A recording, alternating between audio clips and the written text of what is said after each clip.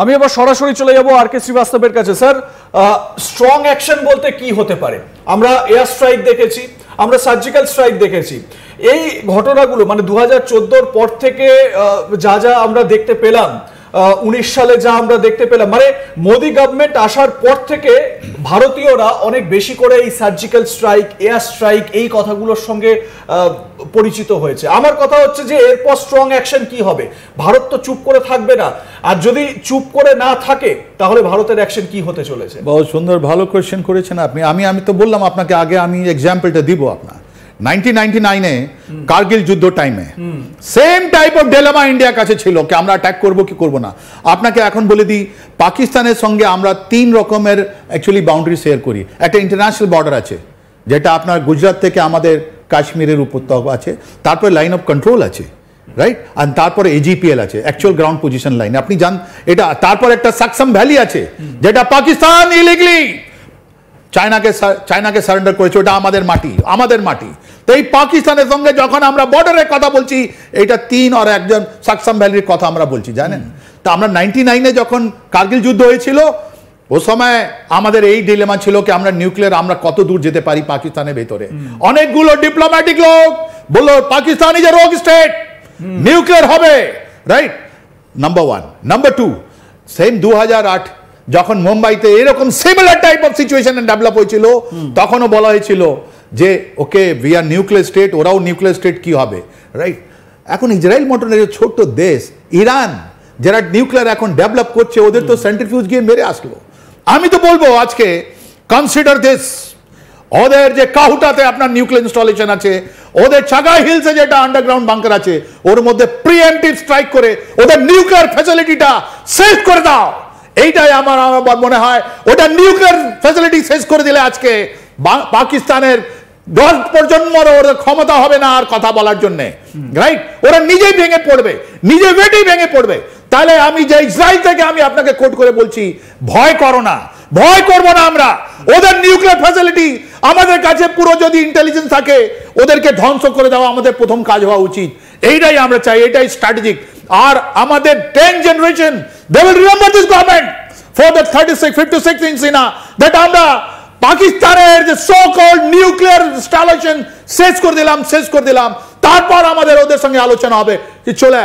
আপনি বলছেন Pakistan army situation, আপনি দেখুন, আমরা কোনোদিন এটা ডিসকাস করিনি, বিকজ আমরা অন্য দেশের কোনো আর্মি আর এদিনে কথা বলার আমাদের উচিত না যতদিন আমাদের আছে না। পাকিস্তান আর্মি আজকে 3টে ফ্রন্টে লড়ছে, 3টে ফ্রন্ট। একটা বলুচিস্তানে লড়ছে, আপনি টানেলে দেখলেন কি হলো, কচু কাটা করা হলো। আপনি খাইবার পাখতুনখোয়া, ওদের মৌলানা ফজলুর রহমান ওদের সিনেটে কথা বলছে কি অনেকগুলো পুলিশ স্টেশনে ওরা মুখ খুলতে পারছে না, ওখানে কেউ নেই। আর এবার তো ওরা ওয়েস্টার্ন ফ্রন্ট যাদের আমাদের, ওদের ইস্টার্ন ফ্রন্ট আমাদের সঙ্গে যেতে করছে, পাকিস্তান আর্মি যাবে কোথায়? Where is the strength, where is the moral? Public ওদের সঙ্গে নেই, ওদের মধ্যে জুনিয়র অফিসারদের সঙ্গে নেই, তাহলে ওরা কোথায় যাবে? They are being surrounded. This is the checkmate for the Pakistan army. TTP ও তো পাকিস্তানের একটা বড় সমস্যা। And Pakistan army is fighting against them in Khyber Pakhtunkhwa. এটাই আমি বলছি।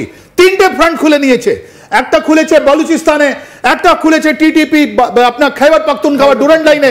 আর আমাদের সঙ্গে কোথায় আছে ওদের আর্মি? কোথায় আছে? আর ওদের মানুষগুলো বলছে তোমরা আমাদের 1947 থেকে আমাদের মুখে তোমরা চোখে আমাদের ধুল পাঠাচ্ছ, তোমরা কোনো যুদ্ধ জিততে পারোনি ইন্ডিয়ার সঙ্গে বা কোনো জায়গা, শুধু আমাদের শোষণ করে চলেছো। এই কারণে আপনার এই যে ইমরান খান আছে যে জেলে আছে, এখন বারবার আসিম মুনিরকে বলছে ইউ রিজাইন। এখন ওল্ড অফিসার গুলো বলছে ইয়াং অফিসার তুমি resign. This is the end game for Asim Munir, it is the end game for general Asim Malik, উনি ডিজিআইএসআই। দ্যাট আমি বলছিলাম, রাইট। তো আমাদের অ্যাকশন গুলো কি হবে, টার্গেট সিলেকশন কি হবে, এইটা তো আপনাকে একটু জানতে হবে। And why you are saying that why the thing is different this time, এইটা সারপ্রাইজটা হলো কেন, এটাই তো আপনি জিজ্ঞেস করতে চাইছেন। তার জন্য আপনাকে বুঝতে হবে what is the terrorist ecosystem in Pakistan. আর এটা আমি আজমল কাসাব দিয়ে আপনাকে বোঝাচ্ছি, রাইট। আপনার যে কোনো টেররিস্ট অ্যাক্টিভিটি করার জন্য আপনাকে ফুট সোলজার দরকার। তারা গিয়ে যেরকম এর আগে 7 জন লোক এসছে, ওরকম লোক আপনার দরকার। তো এটা ক্যাচমেন্ট এরিয়া কোথায়? ওই ক্যাচমেন্ট এরিয়া ছিল কাশ্মীরে, ওই ক্যাচমেন্ট এরিয়া ছিল পাকিস্তানে। Now catchment area in Kashmir had dried up. যেখানে হাজার হাজার লোক ছেলেগুলোরা ওরা বাইরে যাচ্ছে ইসলামাবাদ করে আজকে 7 জন না 8 জন আছে গেছে এই বছরে। It has come down very heavily. ওরা বলছে কাশ্মীরি ছেলেগুলো বলছে আমরা আর করবো না, আমরা বুঝতে পেরেছি ধাপ্পাবাজি, রাইট? নাম্বার 1। ওইদিকে পাকিস্তানের দিকে আপনি বলছেন এখন এরা যা পাঠান নয়, এরা হয়তো বাংলাদেশি হতে পারে। আমি এটা বলবো না, এখন পরে বলবো আপনাকে। 1 মিনিট, বাংলাদেশি মানে এটা কিভাবে, মানে এই অ্যাটাকের সঙ্গে বাংলাদেশি লিংক কিভাবে? এটা আছে, লিংক আছে, আমি বলবো আপনাকে। এই আপনি বলি আগে রিক্রুটমেন্টের জন্য ওদের কাছে বালুচিস্ত নেই, ওখানে পাঠান নাই, বিকজ তাহরিকে তালিবান পাকিস্তান। পাঞ্জাবি ছেলেরা ইন্টারেস্টেড নয়, সিন্ধে ওদের একটা মুজাহিদরা আছে, তাহলে কোথায় থেকে পাবেন? এটা হলো রেসিডুয়াল টেরিস্ট গুলো, যারা পুরনো বুড়ো লোক, যারা আগে থেকে ট্রেনিং করে ওদের হোল্ডিং এরিয়াতে ছিল, ওরা আছে। আপনি বালাকোট পার করেন তো, এটা জয়শে মোহাম্মদের একটা ক্যাম্প ছিল, এটা বিগেস্ট ক্যাম্প জয়শে মোহাম্মদ। পাহাড়ের উপরে আপনি বারবার বলেন বালাকোটে তো আমরা কিছু দেখতে পাইনি, কেন দেখতে পারিনি? বিকজ ওরা উধাও, সবাই মারা গেল, রাইট? জয়শে মোহাম্মদ আজহার মাহমুদের এটা ছিল, যেটা আপনার কান্ধার এটাতে ধরা পড়েছিল, রাইট? আপনি এই যদি ওদের কাছে রিক্রুটমেন্ট নেই, তাহলে ট্রেনিং কোথায় আছে? ট্রেনিং না থাকলে ওরা কোথায় থেকে লোক আনবে? তাই জন্য আমরা যখন পাকিস্তানকে দেখছিলাম, Lashkar-e Taiba is under strain, Jaish-e Mohammed under strain, Azhar Mahmood is in the hospital, Lakhvi যিনি প্রাণের জন্য ছড়ে পাঠাচ্ছে, আপনার সাইদ হাফিজ লুকিয়ে আছে। ওরা জানে কি যদি বাইরে থাকলে ওরা মারা যাবে, রাইট? তাহলে কোথায় এলইটি, কোথায় জৈশে মোহাম্মদ? পাকিস্তানে কেউ নেই, তাই জন্য ওদের লঞ্চিং প্যাডে ওকে আনা হয় হোল্ডিং এরিয়া থেকে, আর ওখানে আইএসআই থাকে যারা ওকে হাতিয়ার দেয়, এটা যুক্ত হয়, আর তারপরে ওরা আমাদের গাইড দিয়ে এটা ভেতরে আছে। আর এটা দুটো সার্কেল আছে, এটা উইন্টার সার্কেল, একটা সামার সার্কেল। এটা সামার সার্কেল। আমাদের সার্ভেলেন্স এত ভালো যে কোনো লোক ওখান থেকে যদি আসে ওরা কচু কাটা হয়ে যায়। তাই জন্য লস্করে তৈবা অনেক লোক বর্ডারে মারা গেল, অনেক লোক মারা গেল এইটা ইনফিল্ট্রেশন টাইমে। তাহলে এরা আসলো কোথা? আমার এখানে এটা আসলো কোথা থেকে? আপনি বাংলাদেশের কথা বলছেন।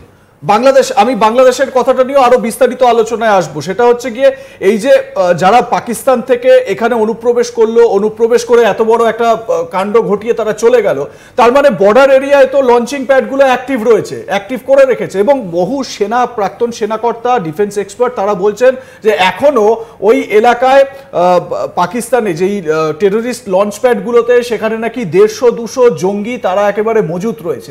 আমার কথা হচ্ছে, আপনি যে বলছেন যে এই নিউক্লিয়ার প্ল্যান্টগুলো যেগুলো রয়েছে সেই নিউক্লিয়ার প্ল্যান্টগুলোকে ধ্বংস করতে হবে, আমরা যখন এই নিয়ে আলোচনা করছি, ভাবছি পাকিস্তান কি নিজের এই সিকিউরিটির কথা ভাববে না? দেখুন, পাকিস্তানে সব থেকে ভালো আমরা যখন স্টাডি করেছি আমরা পেতাম ওদের air defence system was very good. ওটা ওদের কাছে এয়ার ডিফেন্স কমান্ড আছে, রাইট? আর ওদের যে এয়ার ডিফেন্স সিস্টেমগুলো এত ভালো যে ওর মধ্যে ইনক্লুশন করা, ওদের এয়ার স্পেসে যাওয়া, ওদের মাটিতে যাওয়া খুব ডিফিকাল্ট। কিন্তু ওসামা বিন লাদেন যখন মারা গেল, ইউএস মেরিনে যেটা হেলিকপ্টার আসলো, ওর তো কোনো সিগনেচার নেই। তার মানে কি হলো, যদি আপনার লোক correct time, correct place, correct পয়সা থাকে, আপনাদের পাকিস্তান আর্মি বিক্রি করে দেবে। ওদের কাউটা, ওদের আপনার যতগুলো নিউক্লিয়ার স্টেশন যেটা আমরা জানি, যেখান থেকে রেডিয়েশন বেরোচ্ছে, যেখান থেকে আইএইএ রিপোর্ট আছে, ওয়ার্ল্ড রিপোর্ট আছে,